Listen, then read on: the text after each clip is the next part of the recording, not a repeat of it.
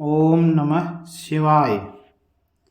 श्री शिव महापुराण के अंतर्गत आज 26वीं कड़ी में हम श्री विष्णु जी के द्वारा नारद जी का अभिमान भंग कैसे होता है यह कथा सुन रहे हैं। पिछले अध्याय में हमने श्री नारद जी के द्वारा तपस्या करते हुए काम पर विजय की कथा सुनी थी।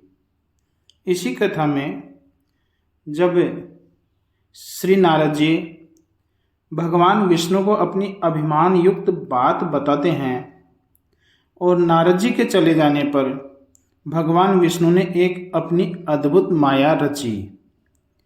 नारद जी के रास्ते में एक नगर का निर्माण करवाया।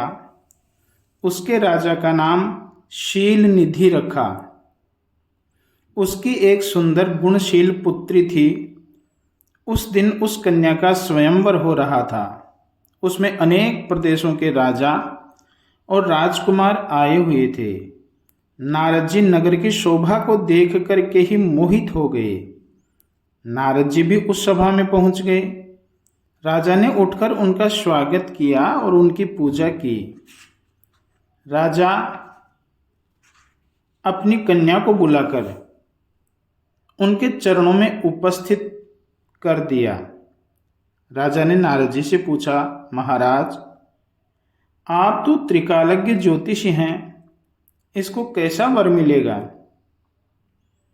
नारद जी उसके सौंदर्य को देखकर उस पर मोहित हो गए। वे बोले, राजन, तुम्हारी कन्या तो साक्षात भगवती लक्ष्मी स्वरूपा है। इसको त्रिलोकी का स्वामी शिव जी के समान वीर यशस्वी पति प्राप्त होगा। इतना कहकर नारद जी वहां से चल दिए। उनके हृदय में विकार पैदा हुआ कि यह कन्या मुझे मिलनी चाहिए, परंतु राजाओं के सामने यह मुझे स्वीकार नहीं करेगी, क्योंकि सब स्त्रियां रूपवान पति चाहती हैं। इस कारण मैं भगवान विष्णु का रूप धरकर सभा में जाऊं तो काम बन सकता है। ऐसा सोचकर नारद जी भगवान विष्णु के पास पुनः गए। उन्होंने भगवान विष्णु को प्रणाम करके शील निधि की कन्या के बारे में बताया। मैं उसे पाने की इच्छा से आपके पास आया हूं। आप मुझे अपना रूप प्रदान करने की कृपा करें। भगवान विष्णु ने कहा, हे नारद, आप वहां पहुंचिए। मैं आपका हित करूंगा, वही करूंगा जो आपके भले में हो। वहां पहुंचने पर भगवान विष्णु ने नारद को अपना रूप न देकर उन्हें हरि रूप दे दिया। हरि का तात्पर्य वानर भी होता है, इसलिए वानर का रूप उनका मुख प्रदान कर दिया। इस तरह भगवान ने यहाँ भक्त का हित भी किया तथा झूठे भी नहीं बने। वहां नारद जी राजाओं की सभा में बैठकर प्रसन्न होने लगे। वे अपने को इंद्र के समान शोभा वाला समझकर ऐंठ करके बैठ गए। वहां पर दो रुद्रगण भी ब्राह्मण के वेश में उपस्थित थे। वे नारद जी की रक्षा करने के लिए उपस्थित हुए थे। नारद जी के वानर रूप को केवल कन्या ने ही देखा था। इस भेष को रुद्रगण भी जान गए थे, तो वे उन पर हंसने लगे, हंसी उड़ाने लगे। जब कन्या स्वर्ण की जयमाल लेकर स्वयंवर में उपस्थित हुई तो नारद को देखकर क्रोधित हो गई। उसने नारद जी की तरफ मुंह उठाकर भी नहीं देखा। वहां राजा के भेष में विष्णु जी भी उपस्थित थे, जो कन्या को विवाह करके ले गए। रुद्रगणों ने नारद जी से कहा, हे नारद जी, आप दर्पण में जाकर अपना चेहरा देखिए, जो वानर का सा बना हुआ है। जब नारद जी ने अपना मुख दर्पण में देखा तो क्रोध में भरकर उन्होंने रुद्रगणों को श्राप दिया कि तुमने मेरी हंसी उड़ाई है, अतः दोनों राक्षस बन जाओ। रुद्रगण चुपचाप श्राप को ग्रहण करके शिवलोक को चले गए।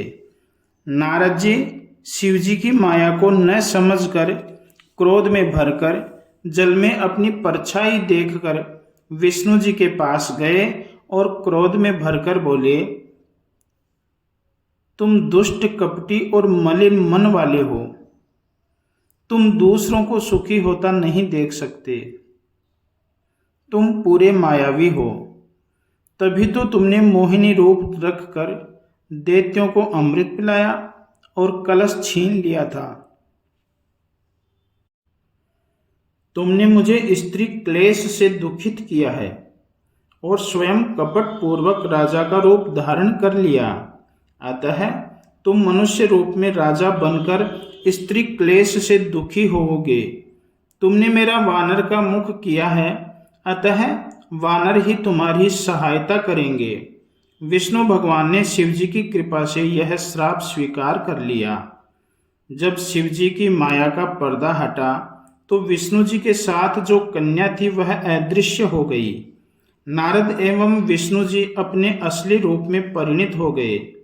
अब नारद जी को ज्ञान हुआ तो वे पश्चाताप करने लगे और भगवान विष्णु के चरणों में गिरकर क्षमा मांगने लगे। भगवान विष्णु ने नारद जी को उठाकर प्रेम पूर्वक हृदय से लगा लिया और बोले, हे नारद, तुम चिंता ना करो। तुम्हें अभिमान ने घेर लिया था।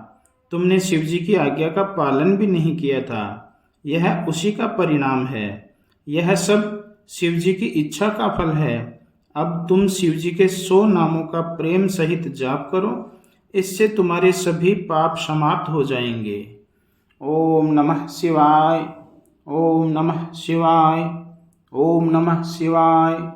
ओम नमः शिवाय। ओम नमः शिवाय।